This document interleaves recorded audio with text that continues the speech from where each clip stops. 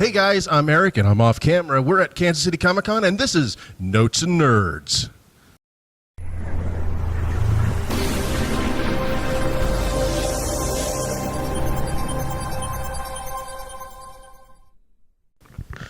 All right, so we're here at Kansas City Comic Con for our panel at 6 o'clock. It is the Kansas City Comic Creators Panel. Gentlemen, please introduce yourselves. Darren Neely. Anthony Oropeza. Steve Daniels. What do you guys do? I do a couple of indie comics. My recent comic is Chase Van Bolt, and I have an older comic, The Prospector. That's where I kind of learned the ropes. I'm the creator, and the writer, and one of the artists for Amigo Man. And I do Frostbite the Snowman, the Dark Hopper, the Green Cricket, and Munchie the Sea Monster. Those are some interesting names. I like those. Yeah, awesome. So how long have you guys been doing comics? Or that's what you said that's what you guys do, right? Right. All right. Yep. Okay. How long have you guys been doing it? I started about 10 years ago learning the ropes. It's always been kind of a side pursuit, a creative pursuit on top of my day job. Okay. I too have a day job, and I've been doing it. I started this book. The idea started about 93, 94, so it's been a few years. Nice. Been drawing since I was 4 years old. Started doing comic books probably about 16 years ago, and was working a regular job until I had a stroke, and then now I just do comic books, all the time now. Living the dream, right? Oh yeah. So, are you guys self-published or are you published? I'm completely self-published. That's, if it wasn't modern times, modern technology options out there, I couldn't get published and be published with the resources I have. But since you can do short runs, you can do them on demand, you can do replacement issues on demand, it enables the whole thing to happen. Ditto. I'm self-published, and exactly with the on-demand or basically with the web now, social media, I can promote and market the work. And then here in Kansas City, some schools have allowed me to come in and actually talk to kids about the drawing process, the writing process, and then I give the schools a break on any of the prices for the book. So that's actually allowed me to sell a few more books than I do at any of the events that I come to. Okay. I'm self-published also. I do the books, and debuted all of my books at Planet Comic Con, and this year I just did one. It's Inktober for the month of October, and I just did The Art of Scarecrows, and I just debuted it here at Kansas City Comic Con. Excellent. Yeah. So, as you said earlier about self-publishing in this day and age, 50, 60 years ago, that would be been unheard of, and I'd say even about 20 years ago, unheard of.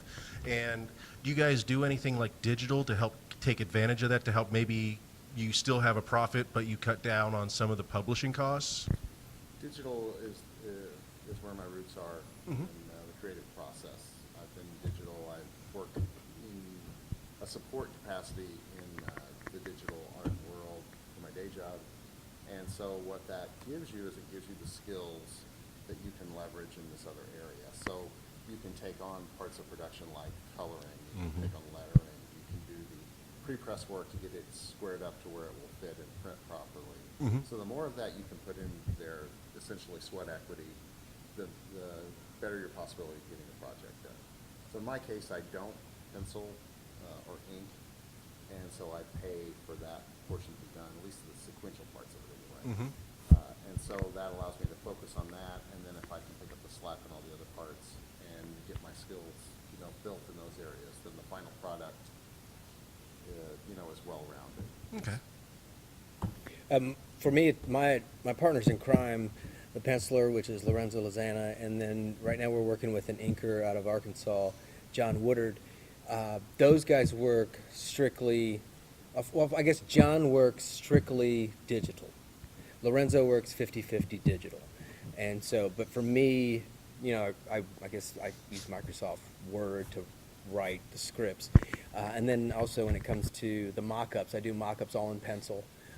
All the panels are done in pencil with the mock-ups, and then I send them over to Lorenzo, and then he does, it's a 50-50 shot whether he does the pencils in pencil or he does them digitally. But he leans more now to the digital side because it's much faster. It's easier to send to John and myself. And then they send it back to me, and I knock everything out with color in Photoshop. And then, you know, we get it ready, PDF it, and then print it off there. So we also, what I want to do also digitally is get to sell the books digitally through the app stores or, you know, Amazon or Kindle. So that's what I've been wanting to do for the last 5 years.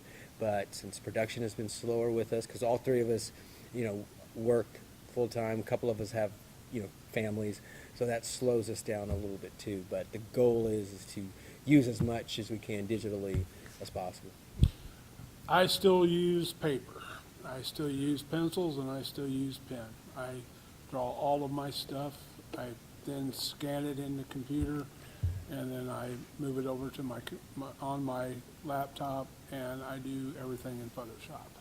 I'll either do it grayscale if I'm doing a big book because of cost.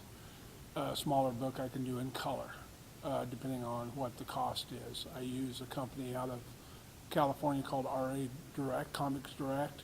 I use them, and they do a turnaround job, fantastic job. It's a good place to use. The guys are really fast there. That's always And all you good. have to do is PDF them, the files, and they'll zip it right out to you. Turned around 100 books in 3 days Wow. for the Scarecrow.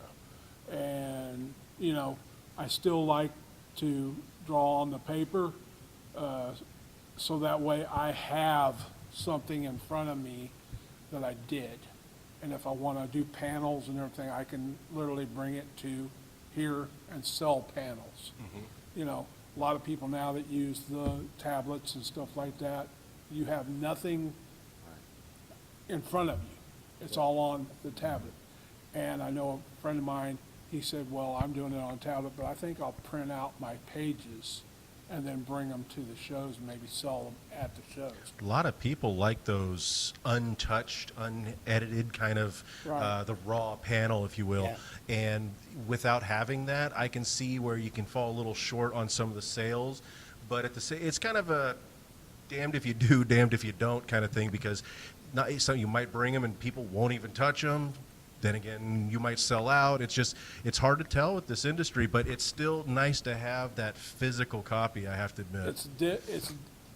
It's you know, people like the 11 by 17. I draw 8.5 by 11. A lot of people like the 11 by 17 panels with the blue lines and the inks and all Yeah. that stuff on them because they like to frame them and hang them up on their walls and stuff like that, depending on what character they like and stuff like that. But a lot of that is gone now Yeah. because of all the tablets and everything else. So you're really at a who's who of who has stuff for you to buy, you know, or, you know, and it's just, I like doing it the old style way. Yeah, everybody's got their own style, and Yeah. got to stick to what you do best, right? Right. So, as we all know, comic book lovers, art lovers, they're going to want to buy stuff.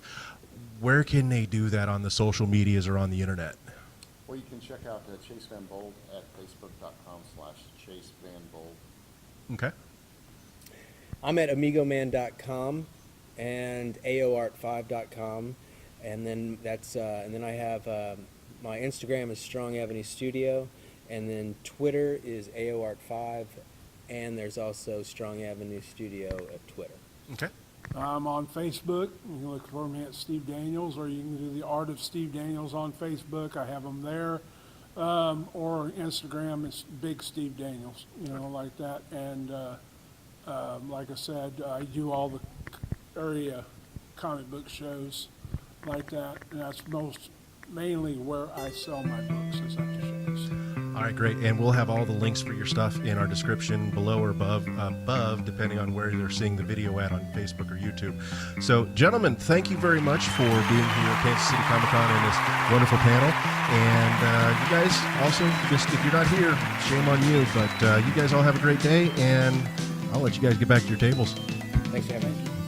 Hey guys, remember, if you want to help support Notes and Nerds, please go to patreon.com/Notes and Nerds. Also, please check out all of our social medias on Facebook, Twitter, Instagram, and YouTube /Notes and Nerds.